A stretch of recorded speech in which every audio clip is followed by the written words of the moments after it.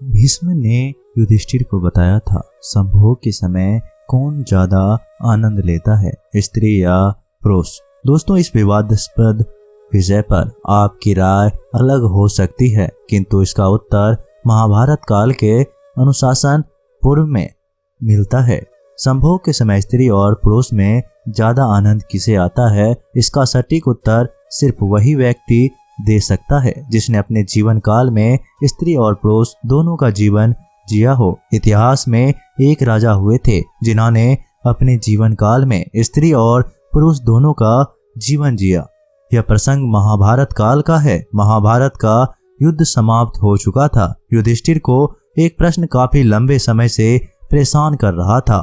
भीष्म पितामह वानों की सैया पर लेटे सूर्य के दक्षिणायन से उत्तरायण होने की प्रतीक्षा कर रहे थे। युधिष्ठिर पितामह से मिलने आए और उन्होंने भीष्म से यह प्रश्न किया कि संभोग के समय स्त्री और पुरुष में ज्यादा आनंद किसे आता है। इस प्रश्न के उत्तर में भीष्म ने कहा, हे धर्मराज, वैसे तो इस प्रश्न का उत्तर मैं अपने जीवन काल के अनुभव से नहीं दे सकता हूँ, किंतु तुम्हारे इस प्रश्नों का उत्तर प्राचीन काल के इस कथा में मिलता है। बहुत समय पहले की बात है। भंगस्वान नाम का एक राजा था। उनकी कोई संतान नहीं थी। पुत्र की चाह में उस राजा ने अग्नि श्रुता अनुष्ठान किया। इस यज्ञ के बाद में राजा के यहाँ 100 पुत्रों का जन्म होता है। इस यज्ञ में अग्नि देवता को प्रमुख मानकर पूजा हुई थी। हवन में केवल अग्नि देवता का आदर हुआ था, इसलिए देवराज इंद्र काफी क्रोधित हो गए। देवराज इंद्र ने राजा भांगरस्वन को दंडित करने की योजना बनाई।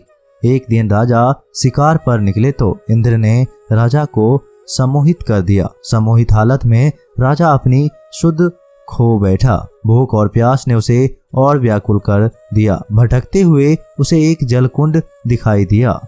राजा ने अपने प्यास बुझाने के लिए इस जलकुंड का पानी पी लिया। इंद्र की माया से पानी पीते ही राजा का स्वरूप पुरुष से बदलकर स्त्री हो गया। राजा बहुत व्याकुल हो गया। उसे समझ नहीं आया कि उसके साथ यह क्या हो रहा है। अपना बदला हुआ स्त्री स्वरूप देखकर राजा को बहुत शर्म आने लगी। राजा चिंता से घिर जाता है कि आदमी से औरत बन जाने के बाद मैं राज्य के जनता को क्या मुंह दिखाऊंगा। मैं महारानी और यज्ञ से उत्पन्न पुत्रों का सामना कैसे करूंगा। मेरे पुरुष के साथ साथ मेरा राजपाट सब चला जाएगा।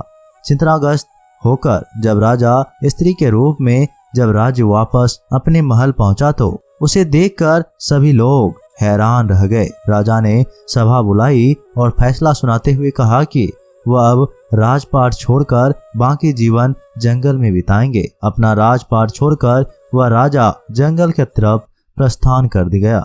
जंगल जाकर वह स्त्री के रूप में वह एक तपस्वी के आश्रम में रहने लगा। बाद में उसने ऋषि के साथ संबंध बनाए, जिससे उसके कई पुत्र हुए।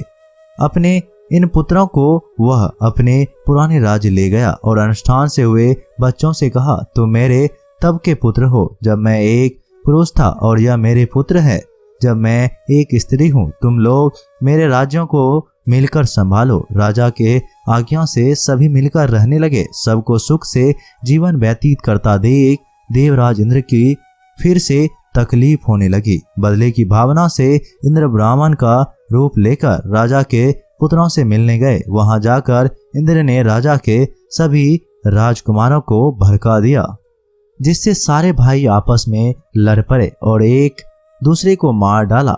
जैसे ही राजा भंगरस्वाना, जो स्त्री रूप में ऋषि संग रहता था, इस बात का पता चला तो वह शोकाकुल हो गया। ब्राह्मण के रूप में इंद्र राजा के पास आए और पूछा कि वह क्यों रो रहा है। भंगस्वाना ने रोते रोते पूरी घटना इंद्र को बताए। राजा की हालत देख इंद्र ने अपना असली रूप दिखाकर राजा को उसकी गलती और अपने अपमान के बारे में बताया। इंद्र ने कहा, तुमने सिर्फ अग्नि की पूजा की और मेरा अनादर किया, इसलिए मैं क्रोधित हो गया। यह सुनते ही भंगस्वाना इंद्र के पैरों में गिर गया और अपने अपराध के लिए क्षमा मांगे। राजा की ऐसी दशा देखकर इंद्र ने उसे माफ करते हुए उसके पुत्रों को पुनः जीवित होने का वरदान दिया। राजा के पुत्रों का जीवन वापस आने के बाद इंद्र ने राजा को वापस पुरुष रूप देने की बात की।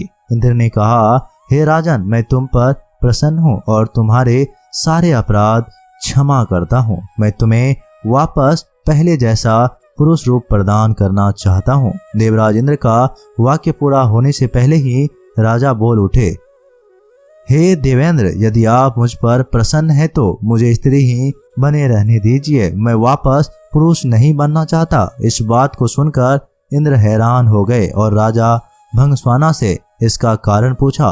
राजा बोला, क्योंकि संयोग के समय स्त्री को पुरुष से कई गुना ज्यादा आनंद, तृप्ति और सुख मिलता है, इसलिए मैं स्त्री ही रहना चाहूंगा।